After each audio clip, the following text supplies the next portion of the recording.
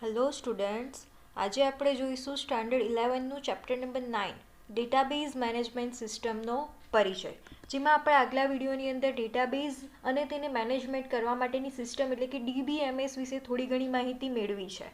હવે આપણે આજે અને એ પણ આપણે જોયું છે કે સિમ્પલ કોઈક ડેટાબેઝ આપણે રેડી કરવો છે તો એના માટેના કેટલા પગલાં છે અને કયા કયા છે, અને જેની અંદરથી આપણે સ્ટેપ 1 અને સ્ટેપ 2 આ બંને પગલાં આપણે જોઈ લીધા છે.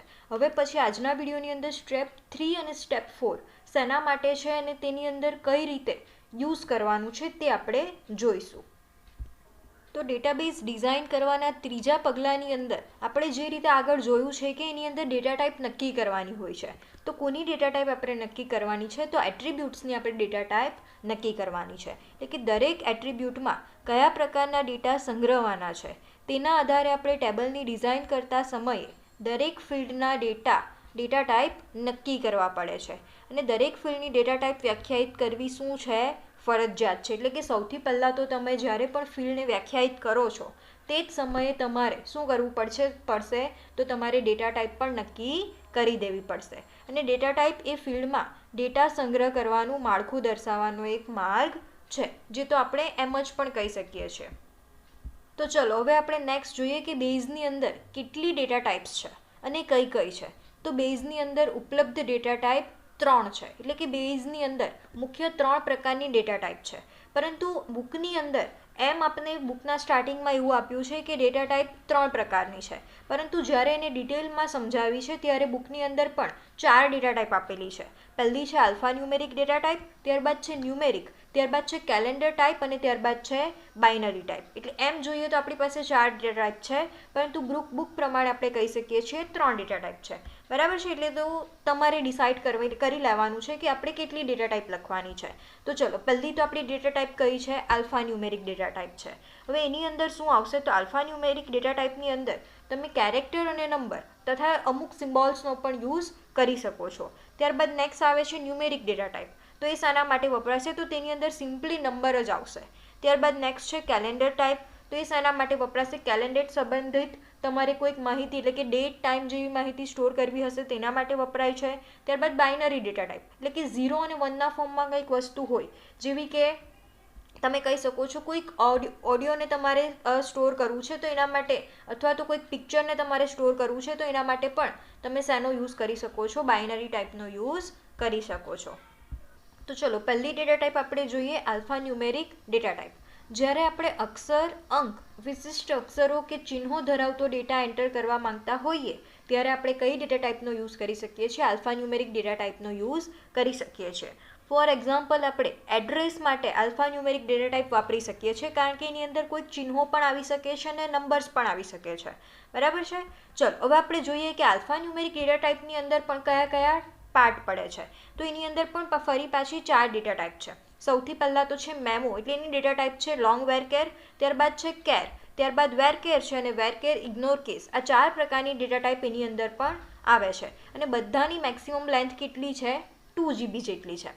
તો ચલો હવે જોઈએ કે 1 by 1 આ બધી જ ડેટા ટાઈપ એકબીજાથી અલગ કઈ રીતે પડે છે. તો આપણી પહેલી ડેટા ટાઈપ છે લોંગ વેરકેર એટલે કે મેમો ડેટા ટાઈપ. ઉપયોગકર્તા દ્વારા નિર્દેશ કરવામાં આવેલ હોય તે મહત્તમ લંબાઈ કે સંખ્યામાં માહિતીનો સંગ્રહ કરે છે, અને તે કોઈપણ UTF-8 અક્ષરોને સ્વીકારે છે. ને મોસ્ટલી મેમો ડેટા ટાઈપ શેના માટે યુઝ થાય છે? તો કોઈક આપણે લાંબુ લખાણ લખવું હોય તેના માટે જ મેમો ડેટા ટાઈપ વપરાય છે. ત્યારબાદ નેક્સ્ટ ડેટા ટાઈપ છે આપણી કેર ડેટા ટાઈપ. તે શેના માટે વપરાય છે? તો ઉપયોગકર્તા દ્વારા નિર્દેશ કરવામાં આવેલા હોય તેટલી લંબાઈના લખાણનો સંગ્રહ કરે છે, અને નાની અક્ષરમાળા સાથે ખાલી જગ્યા પણ એડ કરે છે. તો આ બંને વચ્ચેનો એક ડિફરન્સ અહીંયા એ આવી ગયો કે આ જે કેરેક્ટર ડેટા ટાઈપ છે તે સ્પેસને પણ એડ કરે છે, અને કોઈ પણ UTF-8 અક્ષરોને તે સ્વીકારે છે. ત્યારબાદ નેક્સ્ટ છે વેરકેર. એ શાના માટે વપરાય છે? તો આપેલી લંબાઈ સુધીની વિગતોનો સંગ્રહ કરે છે. એટલે તમે જેટલી લેન્થ આપી હશે તેટલીનો જ તમે એની અંદર સંગ્રહ કરી શકો છો, અને ખાલી જગ્યા ઉમેરવામાં આવતી નથી. એટલે કે લોંગ વેરકેરની જેમ જ એમાં પણ ખાલી જગ્યાને એડ કરવામાં આવતી નથી. ત્યારબાદ નેક્સ્ટ છે વેરકેર ઇગ્નોર કેસ. હવે એ શાના માટે વપરાય છે? તો આપેલી લંબાઈ સુધીની વિગતોનો સંગ્રહ તો કરે છે, પરંતુ સરખામણી કેસ સેન્સિટિવ નથી, એટલે કે તમારે કંઈ પણ વસ્તુ હવે સરખાવવાનું આવશે એના માટેની કોઈ ફિલ્ડ હશે. વિચારો કે તમારે કંઈક વસ્તુ ફાઇન્ડ કરવા માટેની ફિલ્ડ છે, તો એની અંદર તમે વેરકેર ઇગ્નોર કેસને વાપરી શકો છો, કારણ કે એ કેસ સેન્સિટિવ નથી. બરાબર, એટલે તમે ટાઈપ કરો તે મુજબ તે કેપિટલનો સંગ્રહ કરશે. બરાબર, તો આપણે આટલું એની ડિટેલ તરીકે યાદ રાખવાની છે. હવે આપણે નેક્સ્ટ જોઈએ કે સ્પેશિયલી આ બધી ડેટા ટાઈપ તમે ક્યારે યુઝ કરી શકો છો. તો જે કેરેક્ટર ડેટા ટાઈપના લક્ષણો છે તે થોડાક કંઈક અલગ હોય છે. આપણે જ્યારે ફિલ્ડમાં કોઈ ચોક્કસ સંખ્યાના અક્ષરો દાખલ કરવા માંગતા હોઈએ ત્યારે તમે તેનો યુઝ કરી શકો છો. એટલે ક્યારે તમે એનો યુઝ કરી શકો છો, તો લાયસન્સ નંબર અથવા તો પાસપોર્ટ નંબર એવી કોઈક ફિલ્ડ હશે ત્યારે તમે કોનો યુઝ કરી શકો છો, કેરેક્ટરનો યુઝ કરી શકો છો.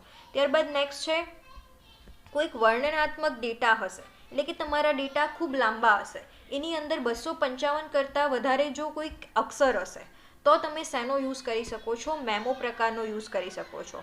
અને ખાસ યાદ રાખજો કે તેની અંદર તમે કેટલા અક્ષરોનો સંગ્રહ કરી શકો, તો 64,000 જેટલા અક્ષરોનો તમે તેની અંદર સંગ્રહ કરી શકો છો.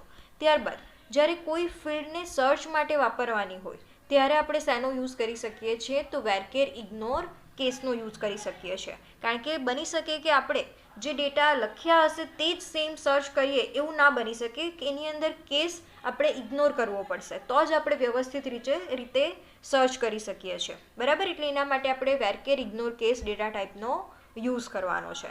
ત્યારબાદ નેક્સ્ટ કે UTF-8 નો ઉપયોગ કરીને બેઝ આલ્ફાન્યુમેરિક કેરેક્ટરનો સંગ્રહ કરે છે, જે આસ્કી અને યુનિકોડ બંને સાથે કેવા છે, સુસંગત છે. તો ખાસ યાદ રાખજો કે એક્ઝામની અંદર એવો ક્વેશ્ચન પૂછાઈ શકે છે કે બેઝ એ આલ્ફાન્યુમેરિક ડેટા ટાઈપ આલ્ફાન્યુમેરિક કેરેક્ટરનો સંગ્રહ કયા ફોર્મમાં કરે છે, તો એ UTF-8 અક્ષરોનો યુઝ કરે છે આલ્ફાન્યુમેરિક કેરેક્ટરનો સંગ્રહ કરવા માટે. અને એ બંને આસ્કી અને યુનિકોડ સાથે પણ કેવા છે, સુસંગત છે.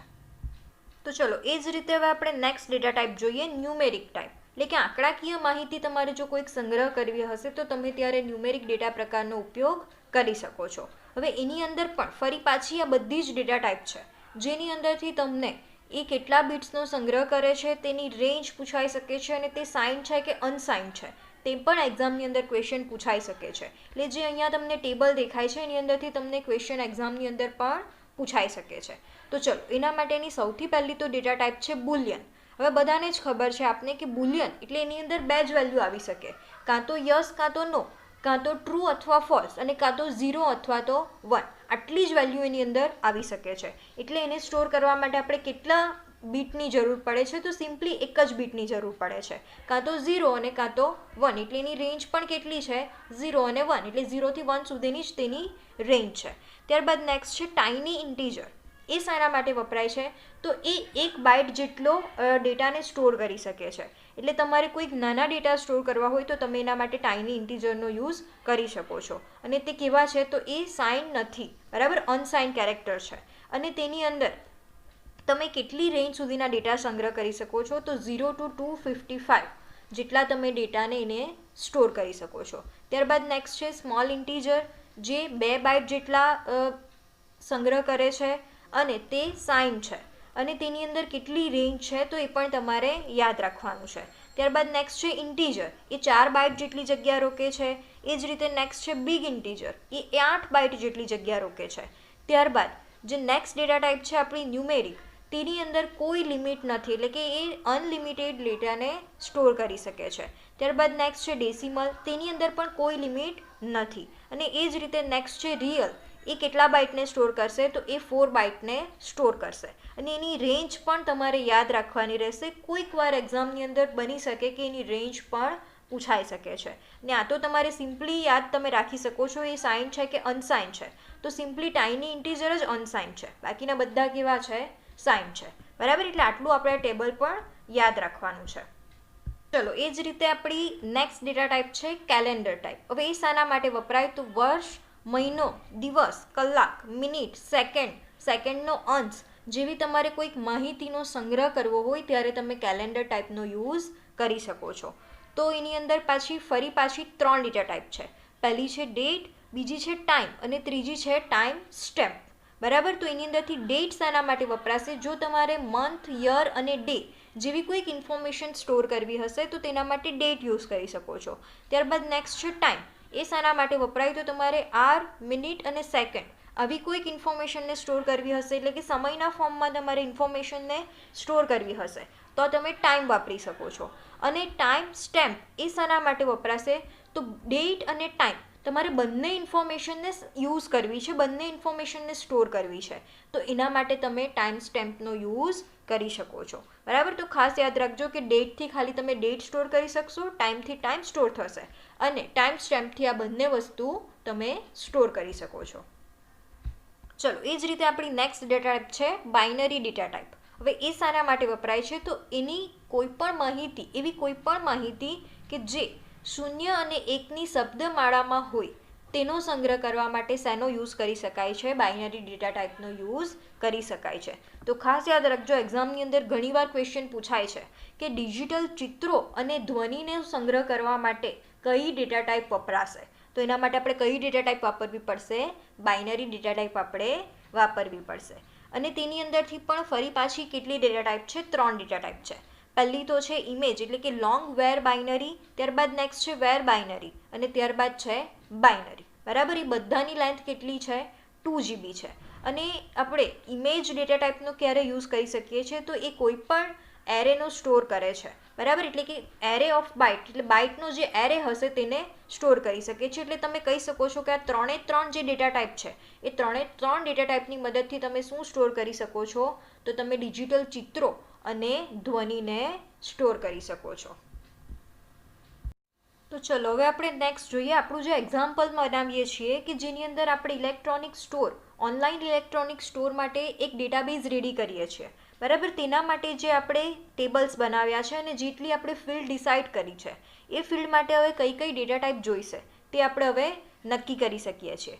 તો ચલો આપણે હવે જોઈ લઈએ. તો સૌથી પહેલાં તો આપણી પાસે 4 અત્યારે ટેબલ છે: સપ્લાયર, એમ્પ્લોય, કસ્ટમર અને પ્રોડક્ટ. તો આ 4 એમ્પ્લોય માટે આપણે બધી ફિલ્ડ પણ ડિસાઇડ કરી દીધી છે અને અત્યાર સુધી આપણે તેના કયા નામો યુઝ કર્યા છે? લોજિકલ નામો યુઝ કર્યા છે. પણ હવે મેં આ બધા જ ફિલ્ડની અંદર એના જે ફિઝિકલ નામો છે તે એડ કરી દીધા છે. જોઈ લો, અત્યાર સુધી આપણે જે નામો જોતા હતા તેની અંદર સપ્લાયર અને નેમ વચ્ચે એક સ્પેસ હતી. બરાબર, પણ હવે એ બધું જ મેં શું કરી દીધું છે તો લોજિકલ નામને મેં ફિઝિકલ નામમાં હવે કન્વર્ટ કરી દીધા છે. એટલે કે હવે આપણે આ બધા જ નામો શેમાં યુઝ કરી શકીશું તો આપણે જે ટેબલ બનાવીશું તેની અંદર તમે આ બધા જ નામો હવે વાપરી શકશો. બરાબર છે. ચલો, તો એની અંદર આપણી પહેલી ફિલ્ડ છે સપ્લાયર નેમ. તેના માટે મેં કઈ ડેટા ટાઈપ યુઝ કરી છે તો ટેક્સ વેરકેર ઇગ્નોર કેસ. હવે નેમની અંદર તો આપણે કેસનો ઇગ્નોર કરી જ શકીએ છીએ એટલે એના માટે એ યુઝ કરી છે.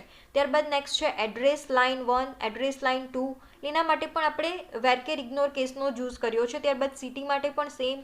પછી પિનકોડ. હવે પિનકોડની અંદર શું આવે છે તો આપણા ફિક્સ આંકડાઓ આવે છે એટલે તમે એના માટે ટેક્સ્ટ ફિક્સ કેરેક્ટરનો યુઝ કરી શકો છો. ત્યારબાદ નેક્સ્ટ છે પર્સન નેમ. તો એમાં પણ વેરકેર ઇગ્નોર કેસ તમે યુઝ કરી શકો છો. ત્યારબાદ નેક્સ્ટ છે મેલ આઈડી. તો તેની અંદર મેં વેરકેરનો યુઝ કર્યો છે કારણ કે એની અંદર ઇગ્નોર કેસ તમે ના કરી શકો. ત્યારબાદ નેક્સ્ટ છે કોન્ટેક્ટ નંબર. તો તેના માટે મેં ઇન્ટીજરનો યુઝ કરી લીધો છે. તે જ રીતે અહીંયા પણ first name, last name, address line, city, pin code, mail ID, mobile number. પછી ત્યારબાદ નેક્સ્ટ છે બર્થ ડેટ. હવે તો બર્થ ડેટની અંદર શું આવશે? કોઈ ડેટ આવશે એટલે એના માટે મેં કઈ ડેટા ટાઈપ યુઝ કરી છે? ડેટ યુઝ કરી છે. ત્યારબાદ નેક્સ્ટ છે જોઈનિંગ ડેટ. એના માટે પણ મેં ડેટનો યુઝ કર્યો છે કારણ કે એની અંદર પણ કોઈ ડેટ જ આવવાની છે. અને ત્યારબાદ નેક્સ્ટ આવે છે ડેઝિગ્નેશન. તો એના માટે તો તમે ઇગ્નોર કેસનો યુઝ કરી જ શકો છો. ચલો, એ જ રીતે જે આપણા બીજા 2 ટેબલ છે કસ્ટમર અને પ્રોડક્ટ, તેની અંદર પણ મેં ડેટા ટાઈપ નક્કી કરી દીધી છે અને એની અંદરથી પણ બધી જ ડેટા ટાઈપ તો આપણે આગળ જે ફિલ્ડ જોઈ તેના જેવી જ છે. હવે નેક્સ્ટ આની અંદર છે કાર્ડ હોલ્ડર. તો કાર્ડ હોલ્ડર ફિલ્ડ મેં અહીંયા શેના માટે યુઝ કરી છે કે તેમની પાસે કાર્ડ છે કે નહીં તે જાણવા માટે મેં આ ફિલ્ડ અહીંયા મૂકી છે. તો એની અંદર કાં તો યસ કાં તો નો, આ 2 જ માહિતી આવશે એટલે તમે એની અંદર કઈ ડેટા ટાઈપનો યુઝ કરી શકો છો? બુલિયનનો યુઝ કરી શકો છો. બરાબર, એટલે કાં તો 0 કાં તો 1 એ તમે એની અંદર સ્ટોર કરી શકો છો. એ જ રીતે અહીંયા મેં ક્વોન્ટિટી માટે સ્મોલ ઇન્ટનો યુઝ કર્યો છે કારણ કે ક્વોન્ટિટીની અંદર આપણે એટલી બધી તો ક્વોન્ટિટી એકી સાથે નથી લેવાના. ઇલેક્ટ્રોનિક સ્ટોરની શોપ છે એટલે આપણે સ્મોલ ઇન્ટની અંદર એ માહિતી બધી જ સ્ટોર કરી શકીએ તેટલી જ તમે લઈ શકો છો. ત્યારબાદ નેક્સ્ટ છે પ્રોડક્ટ ઇમેજ. હવે ઇમેજની અંદર તમે અહીંયા બાઇનરી ડેટા ટાઈપનો પણ યુઝ કરી શકો છો, પરંતુ મેં શાનો યુઝ કરી લીધો છે? ટેક્સ્ટ વેરકેરનો યુઝ કરી લીધો છે. ત્યારબાદ નેક્સ્ટ છે ટચ સ્ક્રીન. એ ફિલ્ડ મેં શાના માટે લીધી છે કે આપણી કોઈ પણ પ્રોડક્ટ છે તે ટચ સ્ક્રીન છે કે નથી, તેની અંદર ટચ સ્ક્રીન અવેલેબલ છે કે નથી, તેના માટે મેં યુઝ કરી છે, તેથી મેં બુલિયન લીધું છે. એ જ રીતે વાઈફાઈ અનેબલ છે કે નહીં, તેના માટે પણ મેં બુલિયન લીધું છે. એ જ રીતે નેક્સ્ટ છે FM સપોર્ટ કરે છે કે નહીં, તેના માટે પણ મેં શું લીધું છે? બુલિયન લીધું છે. તો આ રીતે તમે તમારી રીતે તમારે એની અંદર શું સ્ટોર કરવું છે એ રીતે તમે કોઈપણ ફિલ્ડની ડેટા ટાઈપને નક્કી કરી શકો છો. તો ચલો, આપણું હવે ત્રીજું સ્ટેપ પણ કમ્પ્લીટ થઈ ગયું છે, એટલે કે આપણે બધી જ ફિલ્ડની ડેટા ટાઈપ પણ નક્કી કરી દીધી છે. તો હવે આપણે નેક્સ્ટ જોઈએ કે ચોથું સ્ટેપ હવે શું કરવામાં આવે છે. તો આપણે આગળ પણ જોયું છે કે સ્ટેપ નંબર 4ની અંદર શું નક્કી કરવામાં આવે છે? તો ટેબલની કી ફિલ્ડ નક્કી કરવામાં આવે છે. તો હવે સૌથી પહેલાં તો આપણે જોઈએ કે કી ફિલ્ડ એટલે શું. તો ટેબલની એક એવી ફિલ્ડ કે જેની અજોડ અગત્યતા હોય છે તેને શું કહેવામાં આવે છે? કી ફિલ્ડ હોય છે. એટલે કે ટેબલની કોઈક એવી ફિલ્ડની મદદથી એની અંદર જેટલા પણ રેકોર્ડ્સ હશે તે રેકોર્ડને આપણે યુનિકલી ઓળખી શકીએ તેવી ફિલ્ડને શું કહેવામાં આવે છે? કી ફિલ્ડ કહેવામાં આવે છે.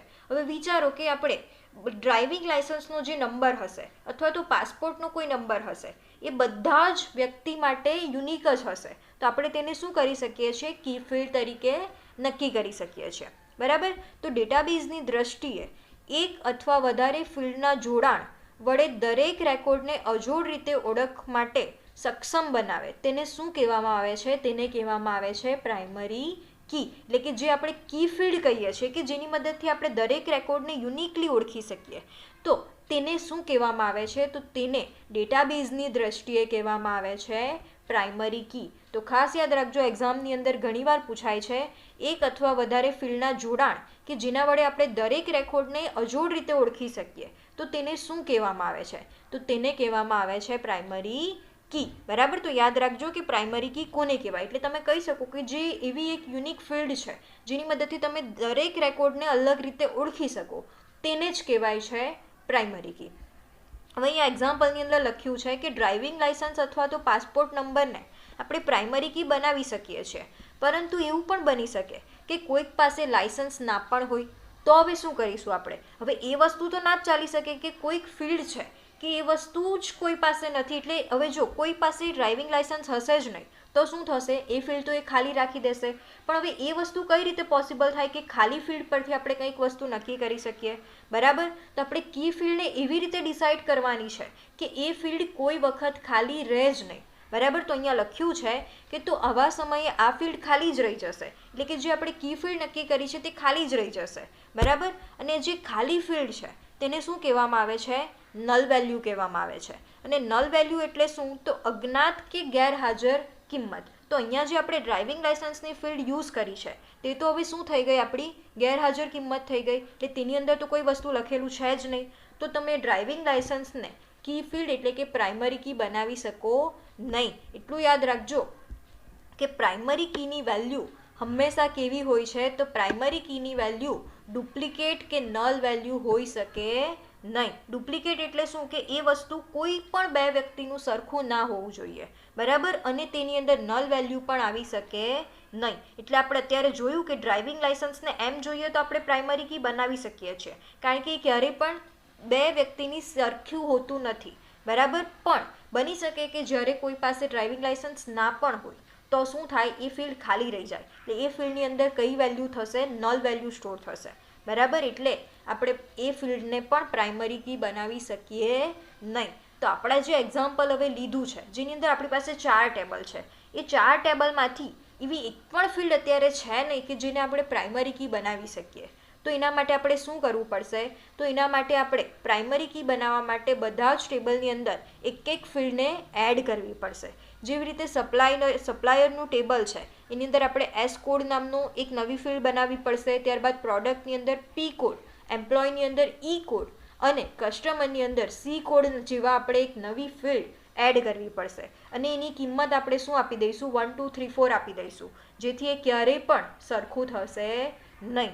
એટલે જેની મદદથી તમે કોઈ પણ રેકોર્ડને યુનિકલી ઓળખી શકશો. બરાબર. તો એ આપણે શાના તરીકે યુઝ કરવાની છે? પ્રાઇમરી કી તરીકે આપણે આ બધી જ ફિલ્ડને હવે યુઝ કરવાની છે. એટલે જે આપણું ચોથું સ્ટેપ હતું કે કોઈ પણ ટેબલ માટેની કી ફિલ્ડ નક્કી કરવી, એટલે કે પ્રાઇમરી કી નક્કી કરવી, એ પણ હવે આપણે નક્કી કરી દીધી છે. એટલે હવે આપણા જે ડેટાબેઝ બનાવવા માટેના 4 પગલાં હતા તે કમ્પ્લીટ થઈ ગયા છે. હવે પછી નેક્સ્ટ આપણે જોઈએ તો દરેક ટેબલ માટે પ્રાઇમરી કી વ્યાખ્યાયિત કરવી જરૂરી છે. જો એટલે એ પ્રાઇમરી કી બનાવવી પણ ઇમ્પોર્ટન્ટ છે, કારણ કે એની મદદથી જ તમે બધા રેકોર્ડને યુનિકલી ઓળખી શકો છો. અને કોઈ પણ ટેબલની એક કરતાં વધારે પ્રાઇમરી કી ના હોઈ શકે.